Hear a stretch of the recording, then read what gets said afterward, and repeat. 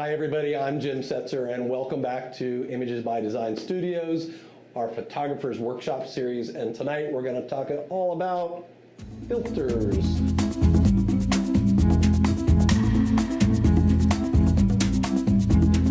Let's see, somebody requested this topic.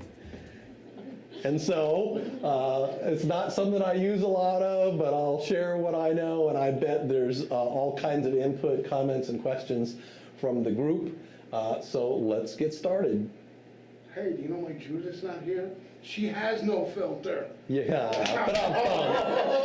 Okay, now I'm gonna make sure she watches this. All right, as always, we're gonna start our topics with welcome and introductions. This time, after you say your name, just say how you use filters, or if you use them at all, or you've never used them at all and that's why you're here, and go around the room, starting with. Catherine Johnson. Welcome back, Catherine. Thanks. The reason why I asked is because I do use them. I've got 3 different ND filters. I've got the polarizer. I've got the one, I can't remember the name, that it changes as the ND level changes. Variable ND, yeah. Mm-hmm. Yeah, I've got that. And I've used them in different scenarios as we're talking, but I was wondering if there are other times I could be using them that I'm not, because I know it varies by lighting and all that kind of stuff. Sure. So that's why I thought, people who do use them might, share how they do. Great. Thanks for bringing the subject up. I'm always looking for, anybody has any suggestions for topics, I'm running low on ideas. So whether you're in this room or watching on YouTube, please, throw some ideas down in the comments. We'll add them to the polls. Hopefully we'll do a workshop based on that soon. So thank you very much, Catherine. Okay, Gene Tick. I do have filters, UV, CP, neutral density. In one of our discussions, we talked about never using like a UV as on your lens as a protection. Mm-hmm. I'm still terrified to do it, and we could discuss that too. I know you said you haven't used it, but I do a lot of shots on the water, and so I do use filters to cut down the glare. Yep. Never used color tint filter, never thought about it. So it's real, and neutral density, I go back and forth playing with them. I have a variable, Mm-hmm. but sometimes I just do without. All right, good. Caroline Weaver. Welcome back, Caroline. Thanks. I do have a polarizer that I use decent frequently. I do have an ND filter that I've used very occasionally, and I'm very interested in the color tint filters that I haven't used, but I want. All right. And let's see, last but not least, Pete. Pete Federico. Filters, do I have filters? Not on social media, you don't. And these filters I've gone from the cheap $10 ones up to the set I have now, which is a couple hundred. Mm-hmm. Polarizers, I have one. I need to get some more from some bigger lenses I have. Color tint filters. I have a whole bunch of them back from the black and white film days. Mhm. That's the ones you meant by the color tint. We're going to talk about different uses for those, in black and white as well as color uses for them. Sure. UV filters I Great. have no use for. I use filters across the board with Lightroom and Photoshop and Mix System and All right. all sorts of fun stuff. Great. Snapchat filters, No. Instagram filters. I did put bunny ears on myself once. Maybe more than once. Puppy nose, certainly. A couple of those. All right, so filters, what are they? Here is my lame definition. Anything you put in front of the camera lens to alter the incoming light. How broad can you get, right? There you go. It's the truth. Yeah. Anybody else have a better, stronger, more industry standard definition they want to share? I think that works. Yeah. Yeah. Okay, before we get into the specifics of different kinds of filters and what they do, let's talk about filter systems. Most of us are very familiar with the screw-on filters, and You have to get them for the size of the front element of your lens, and there's a screw, and you just screw the thing on, and that works well for most of us. I've never used one of these frame type systems that you clamp onto the front of your lens and then you drop in these glass plates to do it. I see the value in them, I see the flexibility in them, but unless you use filters a lot, boy, they really get pretty expensive. Although typically the glass is very good and usually much better than most of the screw-on filters you can buy. There's an advantage here over screw-ons is you can stack these without getting vignetting because you're not pushing that out forever. Oh, good point. Yeah, because there's no gap between the plates as you would get with the screw-on. That's a good point. All right. Other stuff includes, I just grabbed bits of, like this is a bit of glass that I got from China. It took like 12 weeks to get there. And this is for doing UV shoots. So all the visible light you're seeing is just what this is unable to cut out of the visual spectrum, but it is really trying to flash. It is trying to cut out all that visible light and just let the ultraviolet through to be able to do black light shoots and things like that. And it's literally just a piece of glass I found on eBay that I taped to the head of this thing. I did take out the UV filter plate that's usually inside in front of your flash tube, so that this is going to be more optimized. You don't have to do it, but it'll make it more efficient. But you can use welder's goggle. Glass is really inexpensive. You can use all different kinds of things that aren't necessarily built and made as a filter. So I just threw down another category of other stuff, give you an idea. Now, someone told me you can use colored saran wrap.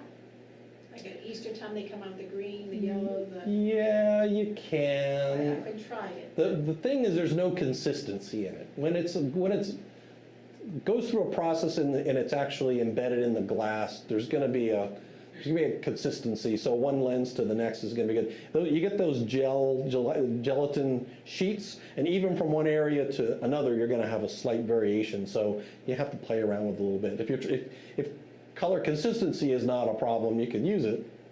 But I find a lot more you're going to use those kinds of gels to gel your lights, not filter the glass, not filter the light coming into the.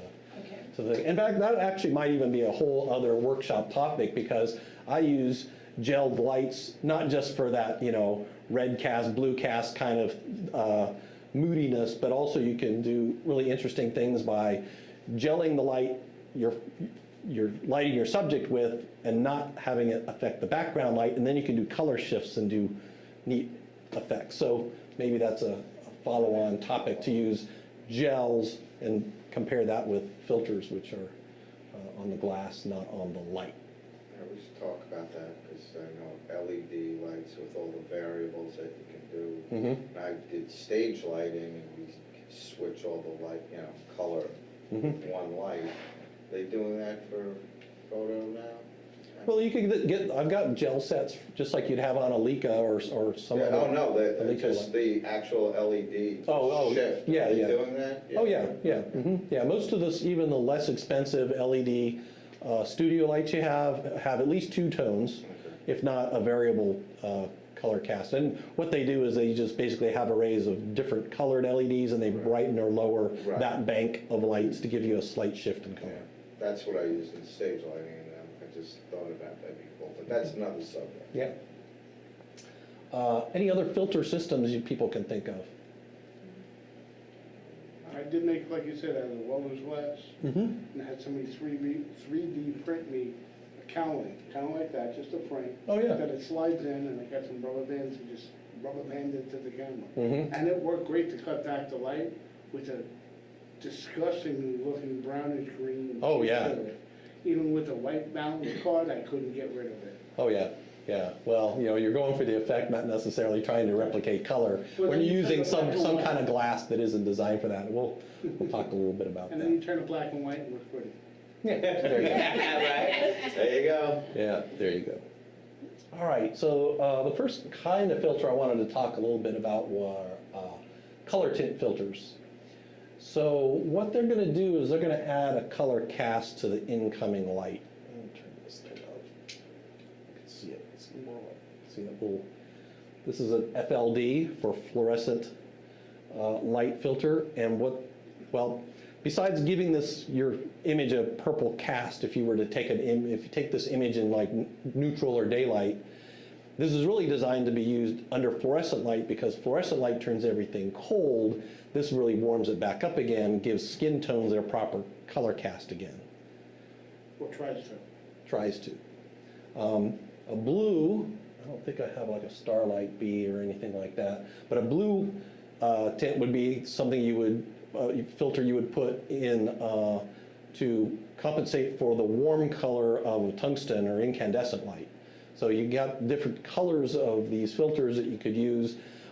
They were originally designed in the film days when you couldn't change the white balance of film. The balance was it was, right? You could actually buy tungsten film to shoot in incandescent environments, but if you happen to walk outside, guess what? Everything would turn blue, right? So you'd throw an orange filter on there to compensate for the blue cast in that film, and so that's where those kind of originated from. But you can use any different color to do things like in black and white, Pete was alluding to earlier, where you can use black and white film. You could use Color tint filter for. yeah. So for instance, if you're shooting black and white, and let me go to an example here. Hold on. Okay, so I pulled up Lightroom here and just picked a random picture. Lovely Denise, and let's suppose. Obviously, we can't take a black and white picture and develop it here in the time we have. One of the joys of that, and so let me change this to black and white. And as you can see, all that green is just turned to this muddy gray. It's not very interesting. I've lost a lot of that separation that I had between her and all this foliage. Black in contrast. Right. So, but if I had a, let's say, violet filter on here, or the opposite of green, it would have been the same thing as doing this. Right? It would have cut all that green out of there, and now I would have had much stronger separation between my subjects. So that's how you would use these colored filters for black and white film. Did I get it right, Pete? Mm-hmm. Yeah. So is that a reasonable demonstration? Sure. Okay. So that's my fakey demonstration using. Here's my question. I thought of this on the way in. If you were to use them now while shooting grayscale, you're going to get that same effect that you just got, right? Especially if you're shooting JPEG, because then you don't have to do that.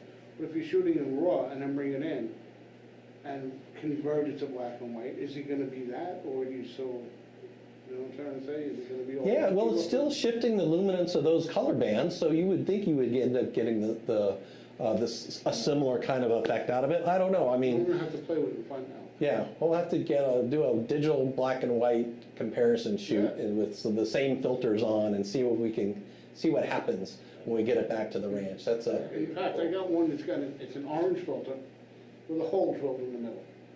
So I take your picture and your face is in the hole, and it doesn't affect that. Oh, There's some real wonky stuff back there. wow. Mhm. That's cool. All right, so that demonstration used in black and white film, you can see how you could emphasize or de-emphasize different color bands. And I see a lot of people now starting to reuse these in digital cameras just to get cinematic effects. So this gives a very kind of moody, interesting effect, especially in urban settings, because all of your grays now, instead of just boring flat grays, get a slight purple tint to them without really affecting the highlights all that much. So you almost get a split toning effect if you use a light FLD. So that seems to be very popular for videographers, for getting something in camera that they don't have to play around with a lot of color grading in post. That's what I was gonna ask you, using those as compared to doing it in post, is there any kind of advantage, disadvantage, other than post working on it? Mm-hmm. Is there a quality difference? Is it, is it better to shoot that way with the filter, or do you think post-production? I can only offer my opinion, and that is, I'm not a lawyer. yeah, that's right. In my opinion, I would rather get a natural exposure in a digital shot, because now I can apply brushes, and I can say, I want to use these layers and these masks, and I can apply different filter effects to different part of the picture, where if you put a filter on, guess what? The entire exposure gets this, whether you wanted it to or not. And not only that, once you're putting something in front of your lens, you're gonna affect the actual image itself. In other words, it might not be as sharp, or Yeah. depending on the quality of the filter you're putting in there. Right, and regardless, since it is filtering out light, you're losing t-stops, right? You're losing the total amount of light gathered.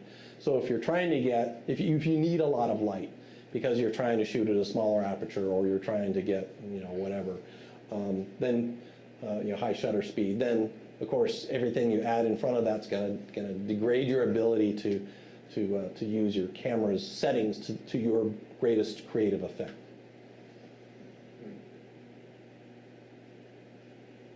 Okay, next let's have a quiz. Quiz, What are UV filters? A, add unbelievable value to your photos. No? B, only allows UV light to enter your camera. C, protects your lens's precious front element. Or D, used by camera store salespeople to improve profit margins. Oh, my goodness. According to you, it would be C and D. none of the above. Doesn't it block the UV light? That's what I. That's correct. Filtering out the UV light? That's correct. B is incorrect. It does exactly the opposite of that. And in fact, the only answer I agree with is D, that it used by camera store salespeople to You don't improve need it profit anymore margins. Because it's on the lens anyway now. Well, this is what, going back to what we started with, is a past conversation, is the coating is on the lens already, and then you're adding, as you said, you don't shoot with them, and I'm so afraid of doing anything to scratch the lens, but then we use lens hoods, so that should protect it, Right. unless you use an in-camera flash, and that's then that changes that, but, so. Yeah, my opinion on does it protect the front element, the front element glass is such hard glass. It's incredibly difficult to scratch it unless you have a shard from the filter you put on to protect it that broke and scratched the front of the element. I always, like I said before, I always shoot with a lens hood on, even in studio. Because I just use it as a protective measure. If I drop the entire camera and that lens hood shatters, one, the plastic's not hard enough to scratch the front element, but it's also going to take all that kinetic energy and dissipate it, and my camera's not going to face any damage, most likely. Yeah. No, well, I've dropped a lot of cameras in studio, and I've broken a lot of lens hoods, but I haven't ever damaged a lens. Knock So. on wood again. Well, yeah. There's wood behind that. So anyway, that's my opinion on it. So yeah, the camera store guys used to put a Starlight 1B on here, or put a UV filter on here. You got to protect that lens. Of course he wants to sell you a good one, a $150, $200 one, because their profit margins on those were high back when there were camera stores, and that's so they would add in there. They would. Fear, uncertainty, and doubt. They would prey on your fear, uncertainty, and doubt, and want to protect your investment, blah, blah, blah. So I just don't think it holds true. I just that's personal opinion. I don't know. Again, if you got a differing opinion, please add it in comments. Well, if not, you have a bunch of small coasters, man. Yeah, got a lot of little coasters.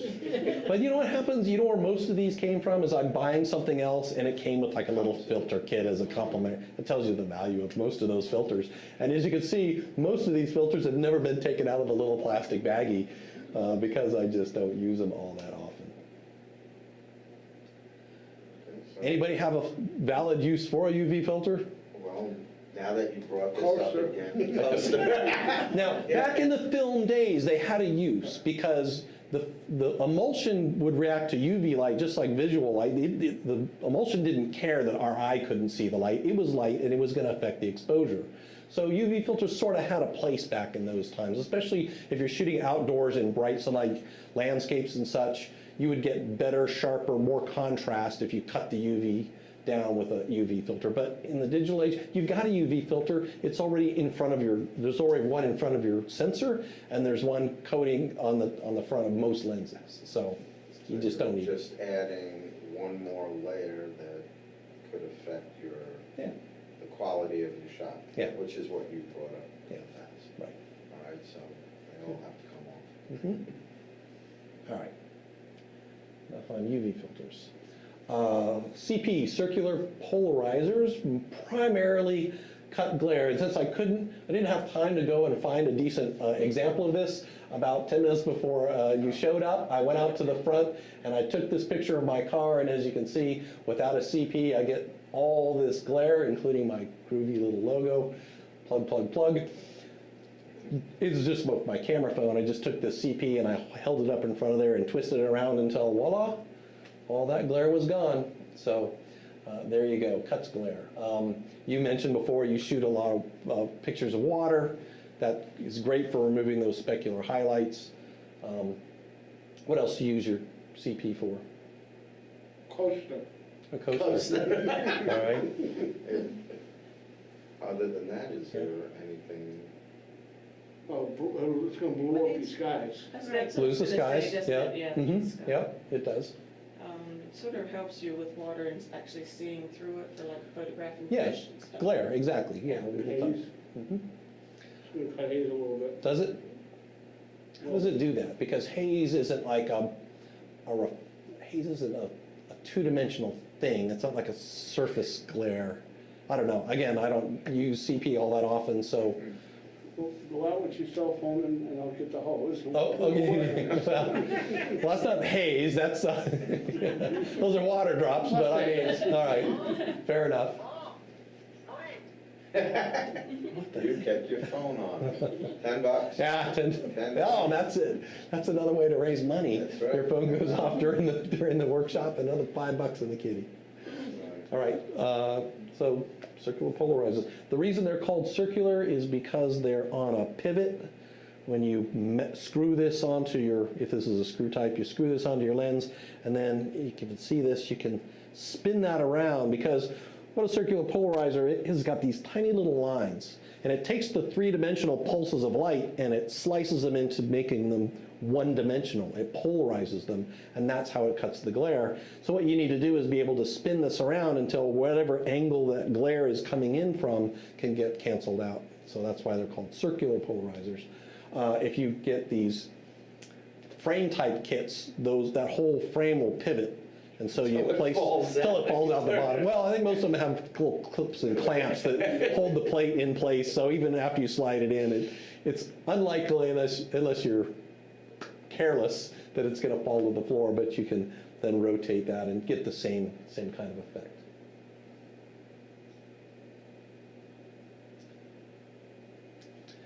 And then neutral density filters, like we talked about, they basically all they do is they cut the amount of light by some number of stops. So this is really good, especially if you're trying to increase your exposure time for long exposures. If you think you get a proper exposure without it at 1 second, but you want 5 seconds or 6 seconds, let's do something. Let's do 8 seconds instead of 1 second. Then you want what? Two stops? I got a calculator on my phone for that. 1, 2. Of course. Yeah. So that's 3 stops, right? So what do you, From 1 second to 8 seconds, that's. What would your normal stop be? Let's go to 6-stop filter. If it's a 1/30th of a second image or exposure, it'd be 2 seconds with a 6 stop. Okay, so you got a nice little calculator that tells you, What program? based on what your desired shutter speed is, what ND filter you need, what number of stops of ND filter you need. Or how long you got exposed for with what you got going. Yeah, okay. Oh, okay, so it does either way. I have an ND5, so this is the shutter. Without it, I'm shooting at this. All right, This is what I need now. neat. Okay. They can be variable or fixed. Let's see if I have a variable. I bet I do. Personally, I didn't have any luck with variable. Well, It had a big ugly whammo in the middle of it. yeah, you get the cheap ones, because basically what they are is they're 2 circular polarizers. So it's got 2 CP plates here, and let me turn this light back on so you can see it. crank this up a little bit. So let me start from minimum. That's one stop. And then as I spin that, these two circular polarizers are going to begin to cut the light. Yeah, you can see it. Can you get it? Yeah. Did you see? Okay. Did you see it? Oh, okay, Did you see the yeah. change? Yeah. Okay, so you buy a cheap one and they have terrible artifacts because you got two circular polarizers that are making these weird bands and you get weird X's in the thing. If you get a better quality one that have much finer lines, you're not going to have nearly the effects, but they seem to always have some kind of color tint to them. So this one was not cheap. This was about $300. I find it works for me very well. But I'll tell you, I actually use this more as a measuring device than I use it for on camera. So what I'll do is I'll set my camera up, I'll screw this in quickly, I will dial this until the exposure meter on my camera tells me what I want. I look at it and it says, oh, I need an ND6, so I'll quickly slide that off and I'll put an ND6 in What its brand's place. that one? I don't remember. Let's see. This one's an AFCA, but it's their upper brand. They have the entry level stuff, and this is their So anyway, that one works. This picture again, same picture you saw before, but you might notice not only is it ND, it even says so in the corner, but it's graduated. So only the top part of the plate, it just gradually fades away. This is great, of course, for bringing blues into your skies. If your sky is blown out, you want to be able to get a proper exposure of both the sky and the landscape. You can slide that up and down until you get the graduation part landing on the horizon or wherever the sky stops and works well. Why is there a Canon strap on an Nikon? Hey, not my picture, dude. I was wondering about that, but Just to offend everybody equally, Pete.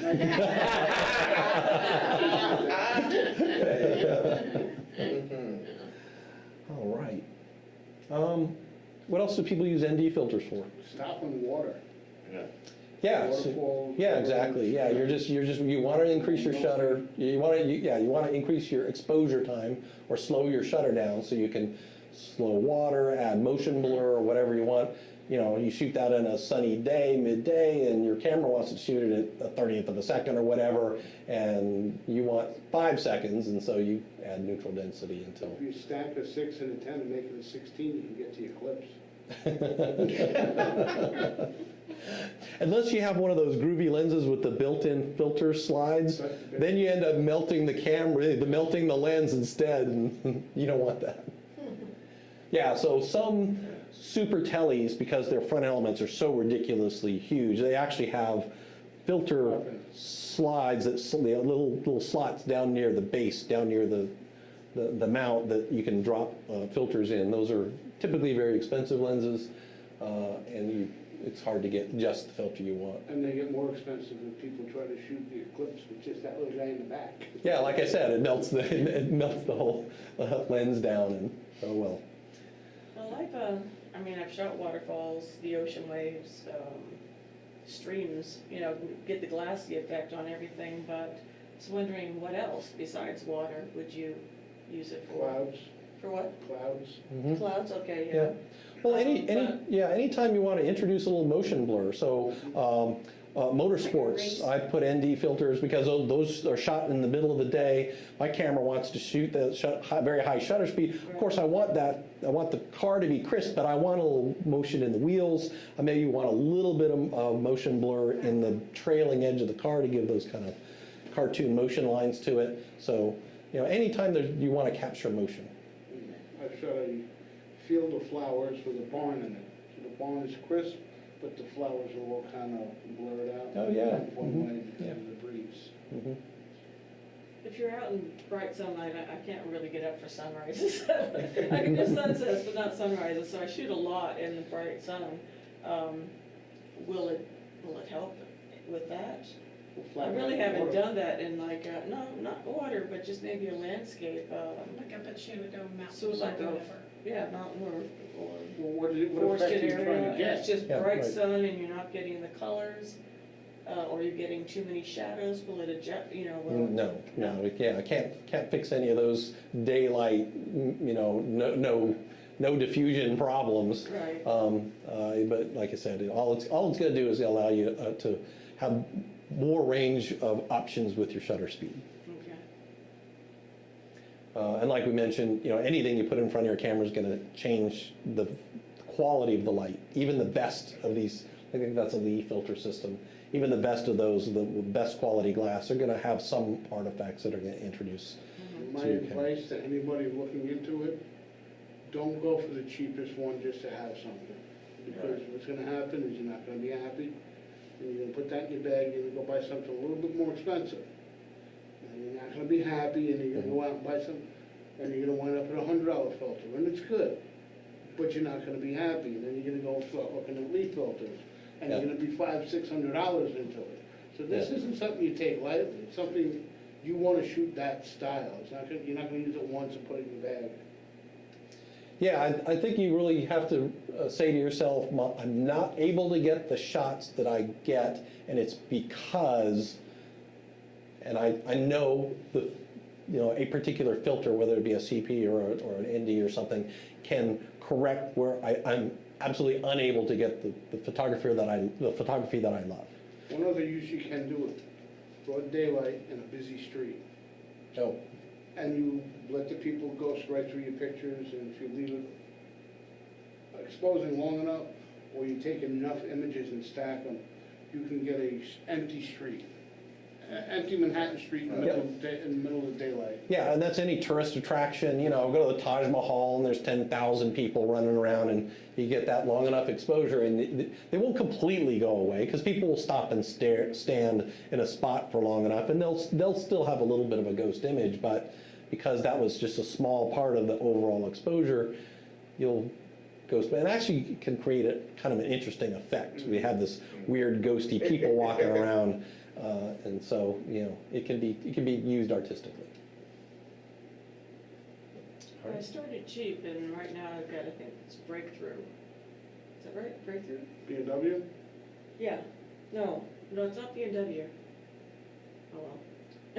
But it's for me, they're more expensive, $50, $60 each, something like that, where at first there's like, $15, not knowing any difference, but Right. are you saying that really to get something good, you have to go 100 or more?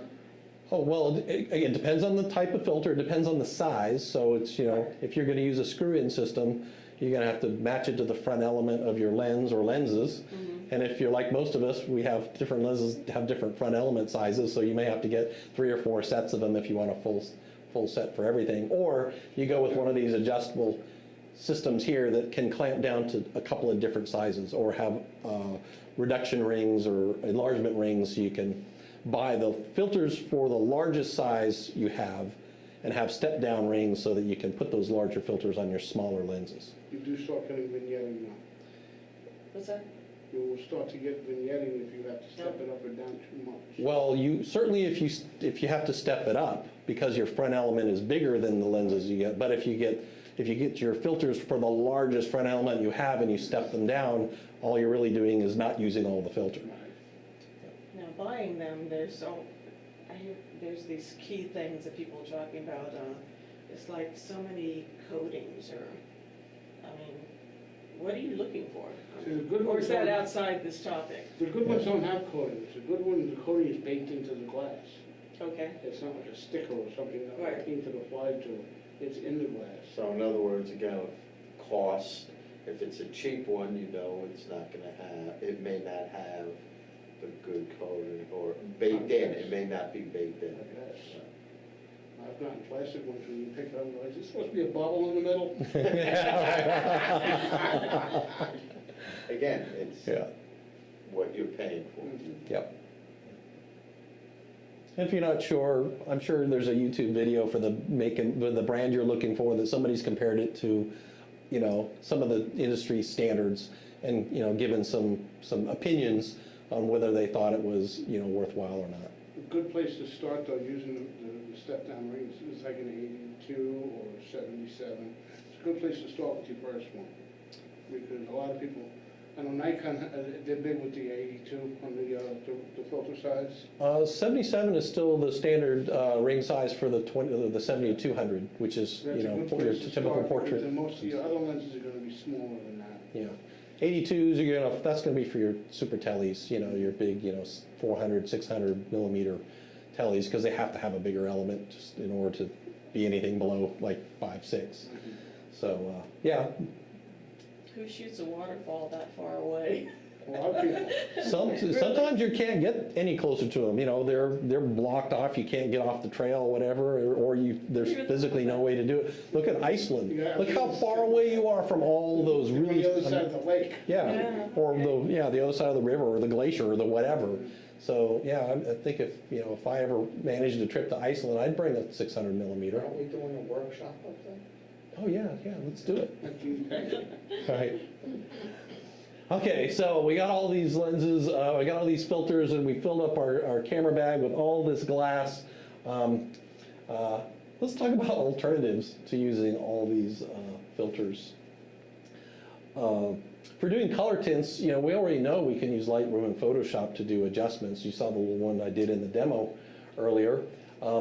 But you can adjust, your hue and your white balance and all those other things, and you've got all those hue saturation, HSL, hue saturation, and luminance panel in Lightroom, and you can do all that with layers in Photoshop.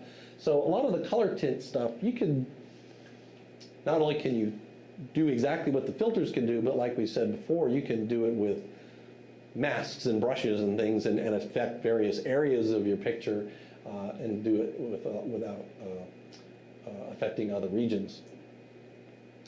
Pete alluded to ND stacking in Photoshop. This is an example image I took a couple weeks ago.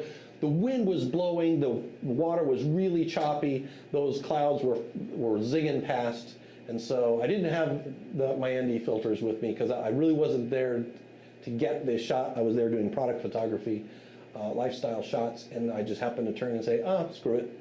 Threw it on the tripod, clicked away, 20 shots. Maybe less than that. I don't think I used them all because I wanted to get just when the sun was right there underneath that bridge span. So maybe there were 9 shots in the stack. So the steps, and I'll put them in the comments, is basically you open Photoshop, go into scripts, bring all your pictures in as layers. They have to all be in the same folder for Photoshop to be able to see them all. Bring them in, and as you bring them in, you want to align the layers, because even when you're on a tripod, you're still going to get a little shake, because it's wind and other things. People walking past are going to add a little motion, and Photoshop can do a pretty good job of removing any variation from one frame to the next. An advantage over doing a long exposure, right? Somebody walks by and they ruin the whole long exposure. Here, you could throw away one offending frame and continue to do the rest. And then now, Photoshop does the next step for you in the same pass, and it's like, there's a checkbox that says, take this stack and turn it into a smart object. So what that's going to do is going to take that whole stack of images, is going to make it into a smart object. This is not a smart object course, but basically it's, imagine a Photoshop project inside a Photoshop project. Okay, so then you have your stack of images as a smart object in Photoshop, and the last thing you need to do is just right-click on that smart object and go into smart object blending mode and pick either mean or median. They're very similar, they give a slightly different result, and it'll do that. So Now, don't do that if you have a flag in the picture, because it will take the flag away and you'll have a pole. only if you turn off the ghosting, right? And if you do the median. Oh, because you're median averaging and the flag is moving, right? Yeah. I've got that entire beach of people, but there's just these poles sitting there. But that's okay, Pete, because all you have to do is go find that one frame still in there, right? Bring that picture in as its own layer, and then just brush those flags back again with a quick little mask. So it's an easy exercise to bring back a single element, like the single jogger. This beach was full of people, but I wanted only one person in the shot. So I did exactly what Pete was talking about, is I brought back the frame that had this jogger right where I wanted him to be, and I just brushed him back a little bit. As well as the bridge itself was in that same frame, because even with all those precautions, there's a little bit of vibration going on, and Photoshop can't properly, to the pixel, do it. So it was actually sharper for me to bring back just one frame of the bridge and brush that back out with a strong mask. So that's ND stacking in Photoshop. For circular polarizers, I have no idea if there's any possible digital alternative. Sure, you can bring back specular highlights a little bit, but there's no way to have those koi fish magically appear where your camera only got the glare. The data is simply not there for you to be able to pull that away. Where if you had applied your circular polarizer, once the glare was gone, all the light reflecting off those koi in the koi pond would have made it into your camera.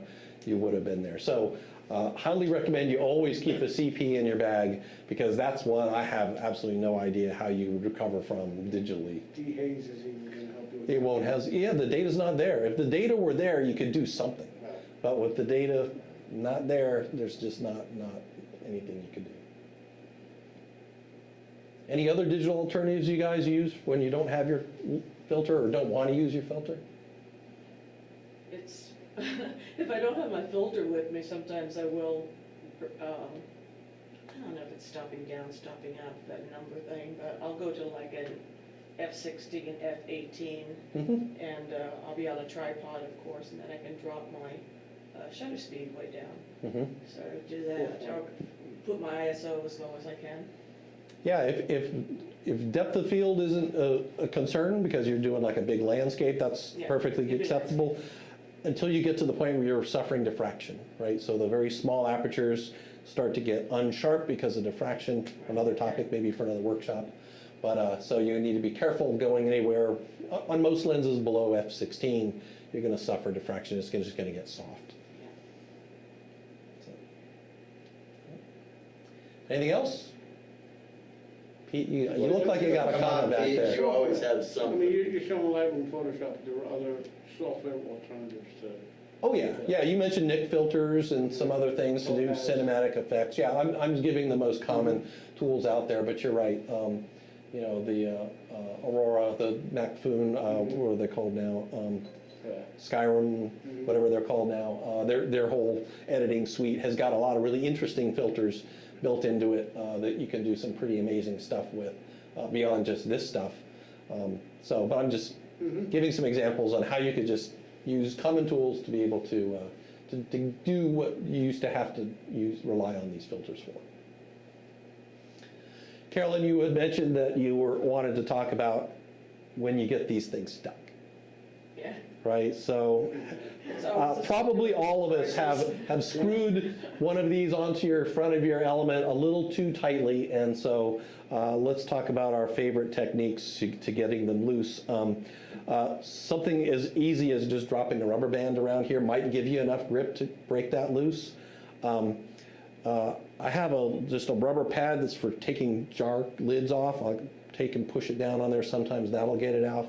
If it's a larger one, like an 82 millimeter, and I've only done this once, I was an idiot, I used a rubber wrench, so a band wrench.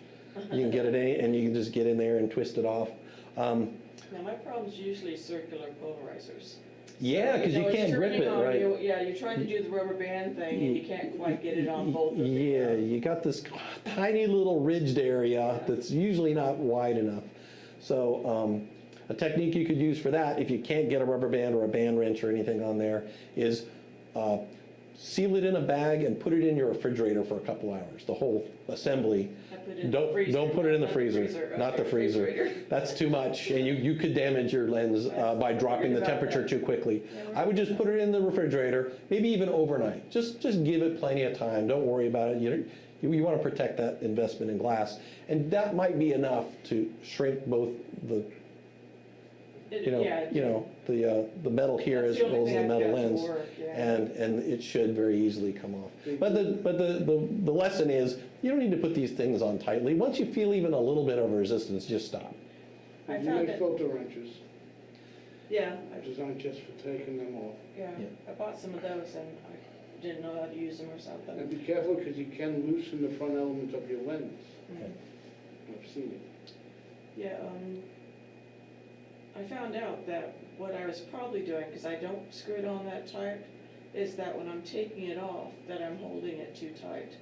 And so, for me, I'm like, okay, it's supposed to be right tight and left whatever, but Right then tight, it's like, left is loosey. that right? Yeah. You know, is that correct? You know, and so I start messing around till it's so tight at that point. But they Oh. said it was the pressure, when you're taking it off, it sort of holds it in place, so. Yeah, maybe with an inexpensive one, especially if it uses an aluminum ring instead of, you know, a stronger alloy, like Yeah. aluminum alloys or some other, You could dip the metals. filter in motor oil before you put it on. yeah. And squirt, No, don't do and that. squirt some inside the camera lens as well, on the back element, yeah. That would get you really great effects. Some kind of effect. Yeah. All right, that's all I had for tonight. We Yes. didn't skip something. Oh, what did we skip? Special effects filters. Thank you. Oh, yeah. I thought You too. can get, you know, the one that I call it the bee's eye, where it's got like 9 pictures of the same thing in there, or you can get one that's gonna put a rainbow. Or the Yeah. starlight photo, Starlight. like the star point filters or Yeah. whatever, where your lights will make it actually come out into like 9 And points again- or whatever. 90% of all that can be done in post, Right. but they're out there still. Yeah. Or, you know, you see people will just cut some shape out of cardboard, like a heart, you put it over there, now your bokeh balls become that shape. That would be much harder to do in post, to try to make that look semi-realistic, and so, Actions and things that people need. yeah. I mean, I've tried that, and it didn't work too good for me. And I went out and bought one of those little punches with a heart, and I tried to cut the cardboard, and I put it in there, and I went out and took a picture, and it didn't work. Is there one for giving like a fisheye effect? Filter, sure. Yeah. I don't wanna buy a lens, get tired of it real fast, I'm sure, but it might be cool to have a filter. Well, that's another thing I get a lot, is people call up and say, well, I got this filter with, this lens with my camera, and it won't come on. Well, what they did was they got one of these wonky filters. Yeah. Like the 3X one that's gonna make it, it's a zoom, There you go. Okay, Yeah. so like somebody with bottle glass, but it won't. Yeah, well, this one's really dirty, but it's also very cheap. And, you know, it's called a macro lens, it's supposed to be a magnifier. I'm but- seeing you upside down, is that the way the picture's gonna, is it a refraction kind of thing? Not Yeah, on put it up close the, yeah, to the not, object. Okay. yeah, when you put it on your camera body, it's inside the focal point, so it's not gonna be upside down. Okay. Mr. Magoo's monocle. Yeah. And they really, not only do they distort the image while they're making it macro, but they're also terrible glass. Most of them are terrible glass, and so you're gonna get really horrible, milky. Yeah, don't buy them. Yeah. Yeah, not recommended for macro photography. Go watch the macro photography thing, you can hear me beat on those some more. All right, anything else? Yes? No? Maybe? I think we're good. All right, guys, hey, Words of wisdom. yeah, I appreciate you guys coming out. Thanks for the great input, feedback, questions. I think everything got answered. If you liked this video, please like it, subscribe down below for more, and I want to thank each and every one of you guys for coming out to the studio tonight. I still love you, Judith. Yeah, we all love you. All right, take care, guys, bye.